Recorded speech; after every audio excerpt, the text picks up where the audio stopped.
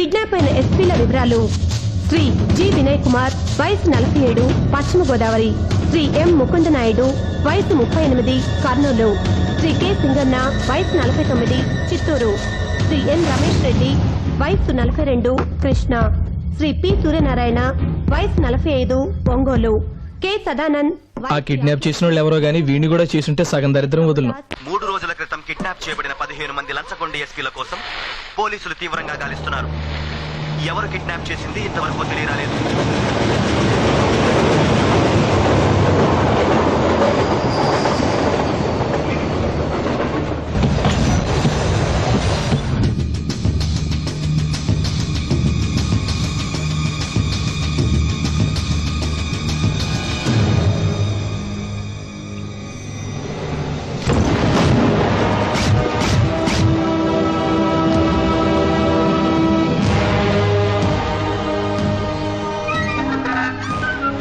Municipality వ్యాన్లో నన్ను కుక్కని తెచ్చినట్టు తెచ్చారా? నేను ఎస్పీని.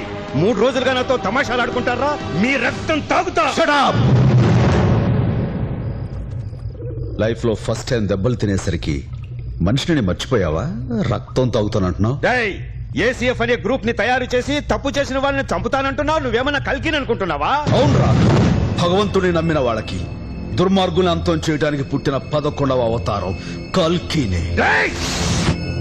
గావు కేక పెట్టకు, అదే నీకు చావు కేక అవుతుంది. నేనేం తప్పు చేశానని చంపుతావు? నువ్వు తప్పు చేయలేదురా, నేరాలు చేశావు. ప్రూవ్ చేయగలవా? నీ దగ్గర సాక్ష్యాలున్నాయా? శంకర్, నువ్వు ఎస్పీగా ఛార్జ్ తీసుకున్న దగ్గర నుంచి నీ చరిత్ర మొత్తం నా దగ్గర ఉంది. 1994లో నువ్వు మహబూబ్ నగర్ పోస్ట్ అయ్యావు. అక్కడ దొంగసారా తాగి 14 మంది చనిపోతే కాసిరివాడి దగ్గర చనిపోయిన వాడికి 1,00,000 చొప్పున లంచంగా వసూలు చేశావు. ప్రారంభంలోనే పినుగులతో వ్యాపారం మొదలుపెట్టిన నువ్వు 1996లో శ్రీకాకుళం వెళ్ళావు. అక్కడ అంకయ్య దొర కొడుకు ఓ కాలేజీ అమ్మాయిని మానభంగం చేస్తే ఆ అమ్మాయి వ్యభిచారిని చెప్పి దొర కొడుకును తప్పించినందుకు నువ్వు పుచ్చుకున్న లంచం 12 లక్షలు. 1996 నుంచి ఈ 7 సంవత్సరాలలో నీ అవినీతి సంపాదన 5 కోట్లు దాటింది. అంతెందుకు, నిన్ను కిడ్నాప్ చేయడానికి గంట ముందు కూడా నువ్వు 6 లక్షల లంచం పుచ్చుకున్నావు కదరా.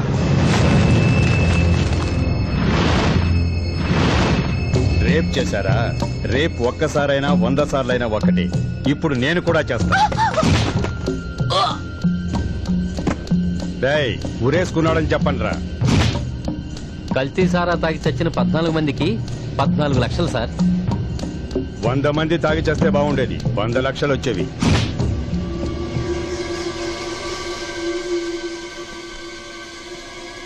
ఈ రాష్ట్రాన్ని పరిపాలించే ముఖ్యమంత్రికి, ఈ దేశాన్ని పరిపాలించే ప్రధానమంత్రి కూడా ఎవరిని కొట్టే అధికారం లేదు. కానీ ఆ అధికారం రాజ్యాంగం మీకు ఇచ్చింది. ఎందుకు? కొడుకు తప్పు చేస్తే దండించే తండ్రి స్థానంలో మిమ్మల్ని ఉంచింది గనక. కానీ ఆ అధికారాన్ని దుర్వినియోగం చేసి 36 మంది చావుకు కారణమయ్యాం. మీ డిపార్ట్మెంట్లో ఎందరో పోలీసులు నిజాయితీకి పతకాలు సాధిస్తుంటే నీలాంటి కొందరు అవినీతి పరులు ఆ డిపార్ట్మెంట్కి చెడ్డ పేరు తీసుకొస్తున్నారు. తప్పు చేసిన పోలీస్ ఆఫీసర్లలో నువ్వు నెంబర్ 1 క్రిమినల్. అందుకే నిన్ను చంపి ఆ రక్తంతో మీ డిపార్ట్మెంట్ నే శుద్ధి చేస్తాను. చచ్చే ముందు నీ రక్తం ఇలా ఉపయోగపడుతున్నందుకు గర్వపడు. సార్ నన్ను చంపొద్దు, నన్ను క్షమించండి. తెలుగు భాషలో నాకు నచ్చని ఒకే ఒక్క మాట క్షమించడం. క్షమించడం, క్షమించడం, క్షమించడం.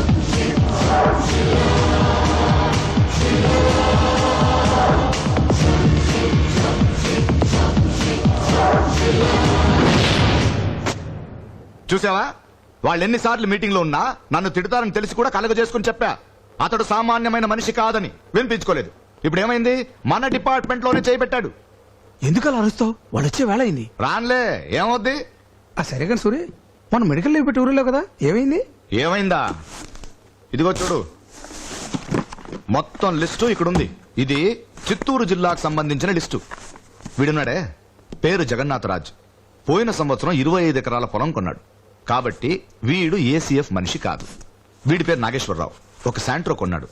మొన్నే కూతురు పెళ్లికి 150 తులాల బంగారం ఇచ్చాడు. కాబట్టి వీడు కూడా కాదు. వీళ్ళందరూ వాళ్ళ రేంజ్కి తగ్గట్టుగా లంచం తీసుకుంటున్నారు. కానీ ఈ 42 ఇక్కడ చూడు, కేవి కృష్ణారావు. వీడు అకౌంటెంట్. ఇప్పటిదాకా ఒక్క పైసా కూడా లంచం తీసుకోలేదు. 3,000 జీతం తీసుకుంటున్నాడు. పిల్లలు మున్సిపల్ స్కూల్లో చదువుతున్నారు. అంటే ఆఫీసులో లంచం తీసుకున్న వాళ్ళు లిస్ట్ అంతా తయారు చేసి ఏసీఎఫ్ వాళ్ళకి ఇస్తుంది ఇతరే అన్నమాట. కావచ్చు, ఇతను కూడా ఛాన్స్ ఉంది. ఇదిగో, ఇది విశాఖ జిల్లా లిస్ట్. ఇక్కడ కూడా ఒకడు ఉన్నాడు, ఖాదర్ భాష. తను కూడా లంచం తీసుకోలేదు. తన చెల్లిని ఒక హిందూకి ఇచ్చి పెళ్లి చేశాడు. ఇది తూర్పు గోదావరికి సంబంధించిన లిస్ట్. ఇక్కడ కూడా ప్రతి ఆఫీసులో లంచం తీసుకొని వాళ్ళు ఉన్నారు. వీళ్ళందరూ రకరకాల కాలేజీలు చదివారు, రకరకాల మతస్థులు. ఒకరికొకరికి ఏ సంబంధము లేదు, కానీ ఎక్కడో లింక్ ఉంది. వీళ్ళందరినీ నడిపించే వ్యక్తి ఎవరో ఉన్నారు. ఆ ఒక్కడే ఆంధ్రప్రదేశ్ లో ఉన్న అన్ని గవర్నమెంట్ ఆఫీసులో వీళ్ళందరినీ పెట్టి ఇదంతా చేస్తున్నాడన్న అనుమానం. ఆ వ్యక్తి ఎవరైంటారంటావు?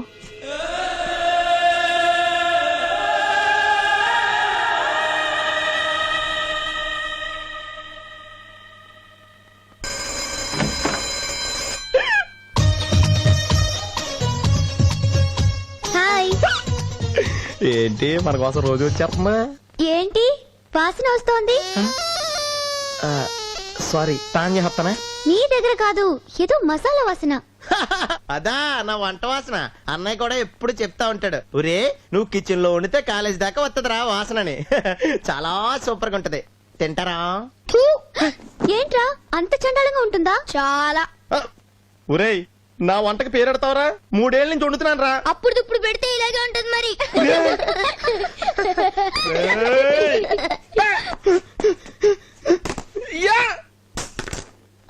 బూస్ట్ అన్నా.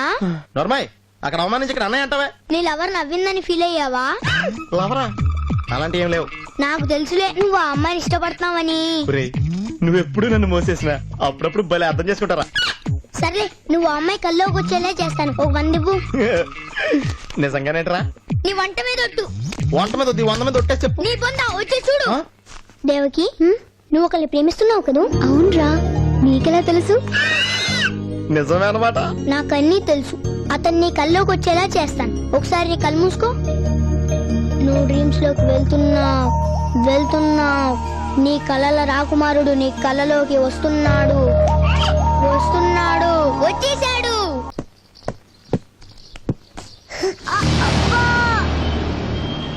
అంకుల్ చాలా నొప్పిగా ఉంది. తగ్గిపోతుందమ్మా. డాక్టర్ గారు వచ్చేస్తున్నారుగా. ఆ? ఏమిటి ప్రాబ్లం? ఏం లేదు డాక్టర్, తను ఆడుకుంటూ కింద పడింది, కాలు బెడికిందేమోనని డౌట్ గా ఉంది. ఓ, పేరు? కావ్య. ఓకే.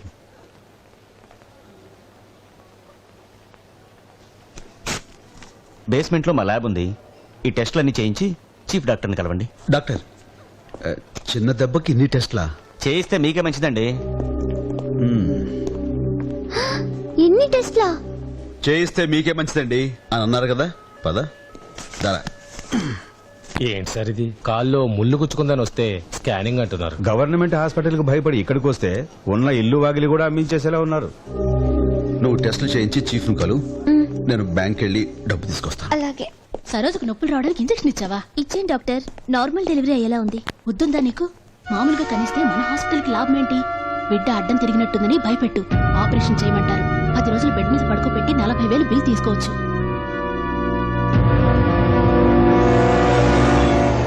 డాక్టర్ ఏమన్నారు? అన్ని టెస్టులు చేసి ఏమీ లేదన్నాడు. ఏదో ఆయింట్మెంట్ పోసి టెస్టులకి 6,700 బిల్ వేశాడు. సరే ఏం చేస్తాం, పద బిల్లు కడదాం.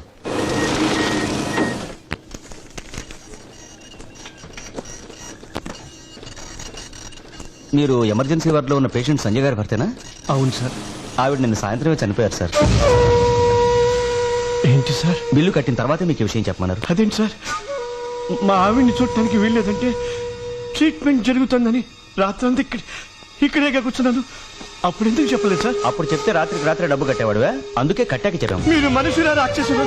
కొంచెం కూడా జాలేదురా మీకు?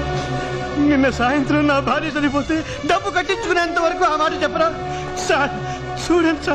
చూడండి, నా భార్యని బతికించుకోవటానికి పొద్దున్న గుడికెళ్ళి అర్చన కూడా చేయించుకొచ్చాను సార్. కానీ మీరు నాకున్న ఒక్క ఫ్లాట్ తాకట్టు పెట్టి 3 లక్షలు తీసుకొస్తే ఆ డబ్బు తీసుకుని నా భార్య శవాన్ని నాకు అమ్ముతున్నారు. ఇంకా నేను నా బిడ్డ ఎవరి కోసం బతకాలి? మమ్మల్ని కూడా ఇక్కడ చంపాడు గది లేనాడు గవర్నమెంట్ హాస్పిటల్ చేర్పించాల్సింది. నడవే నడు నడు, నీకే చెప్పేది. హాస్పిటల్ ఏంటి అని చూసేసాను. పాపం చాలా అన్యాయం కదా. నువ్వు పాపం తీసుకుని ఇంటికి వెళ్ళు, నేను తర్వాత వస్తాను. మీరెక్కడికి వెళ్తారు? చెప్పింది చెయ్యి. చచ్చినోడా, తాగి తాగి ఇల్లంతా గుల్ల చేసావు. పెళ్లిడికి వచ్చిన పిల్లల్ని నాకు వదిలి దీని మీద ఒక వేలు ముద్రయ్యమ్మా, బుక్ ఎవరా? ఇదిగోనమ్మా, మీ ఆయన పొద్దున్నే చనిపోయినట్లు ధృవపరిచే డెత్ సర్టిఫికేట్ అమ్మ ఇది. ఇది తీసుకెళ్తే గానీ శ్మశానంలో శవాన్ని కాల్చనివ్వరు. ఇదిగో తీసుకో. మీరెవరండి? వీళ్ళకి కావాల్సిన మనిషి. అయితే ఆ నల్ల వ్యాన్లో తీసుకెళ్ళండి. కావాల్సింది నల్ల వ్యాను కాదు, తెల్ల వ్యాను.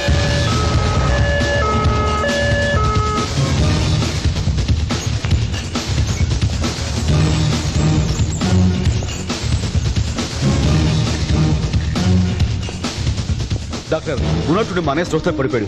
ఎంత ఖర్చునా పర్వాలేదు, మా అన్నయ్యని బతికించండి. ఓకే ఓకే, మేము చూసుకుంటాం, మీరు వెళ్ళండి. ఎంత ఖర్చునా సరే, ఖర్చు గురించి ఏమాత్రం వెనకాడకండి సార్.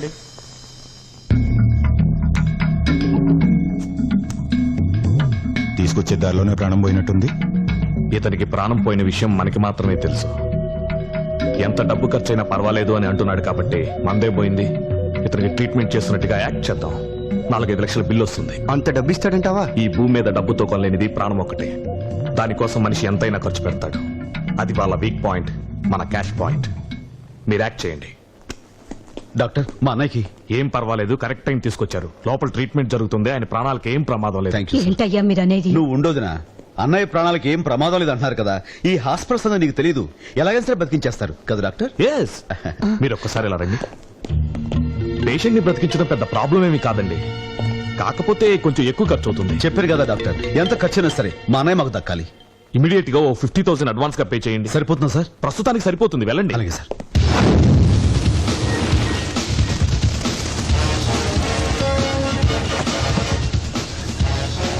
చూడండి, పేషెంట్ పేరు మీద బిల్ ఇవ్వండి. Thank you sir. ఎక్కడికి వెళ్ళాడినా? డాక్టర్, అడ్వాన్స్ కట్ వచ్చేసాను. సరే, ఇక్కడే మా మెడికల్ షాప్ ఉంది, వెళ్ళి మెడిసిన్స్ పట్టండి. అలాగే. కాస్ట్లీవే కదా డాక్టర్? కొంచెం కాస్ట్లీగానే ఉంటాయి. బాగా కాస్ట్లీవే వాడదాం డాక్టర్. ఎలాగైనా సరే అన్నయ్య బతకమే మాకు ముఖ్యం. డోంట్ వరీ, ఈ విషయం మేము చూసుకుంటాం. ఫాస్ట్, త్వరగా వెళ్ళండి. అలాగే సార్. ఎంత అయింది? 12,000 సార్. బిల్లు పేషెంట్ పేరు మీద ఈ తమ్ముడు. ఏంటి పెళ్లి కొడుకులు అలా మెల్లగా వస్తారు? లోపల పేషెంట్ కు సీరియస్ గా ఉంటే. ఆహా. ఏ రోజీ, ఇది మన మెడికల్ షాప్ లో ఇచ్చి రిసిప్ట్ తీసుకురా. ఇదిగోనయ్యా, అన్ని సరిగా ఉన్నాయో లేదో చూసుకో. ఇక్కడ ఏం జరుగుతుందో నాకేం అర్థం కావట్లేదయ్యా. అప్పుడే ఏం జరిగిందమ్మా, ఇంకా ముందు చూడు. డాక్టర్, ఏం పర్వాలేదు. ఇంతకు ముందు ఊపిరి తీసుకోవడం కూడా కష్టంగా ఉండేది, ఇప్పుడు ఊపిరి బాగానే తీసుకుంటున్నారు. ఒక్క నిమిషం ఇలా రండి. ఇప్పుడు మనం ఒక పని చేద్దాం. ముంబైలో ఫేమస్ డాక్టర్ సతీష్ శర్మ, మన తెలుగువాడే, ఆహా. ఒక సెమినార్ నిమిత్తం ఇక్కడికి వస్తున్నారు. అతను ఎంగేజ్ చేసుకుంటే మనకి బాగా హెల్ప్ అవుతుందని నా నమ్మకం. కాకపోతే కొంచెం ఆయన బాగా కాస్ట్లీ, 2 లక్షల వరకు ఛార్జ్ చేస్తారు. డాక్టర్, ఎంత ఖర్చైనా సరే పర్వాలేదండి. అలాంటి డాక్టర్లు ఎందరో ఉన్నారో అంతమంది తీసుకుని చెప్తాను. Okay, sure sure. Excuse me, ఏంటి దగ్గుతున్నారేంటి? స్కానింగ్ ఏమైనా చేయించాలా? మన ట్రీట్మెంట్ తర్వాత చూసుకుందాం డాక్టర్, ముందు ఆ పని మీద ఉండండి. ఓకే.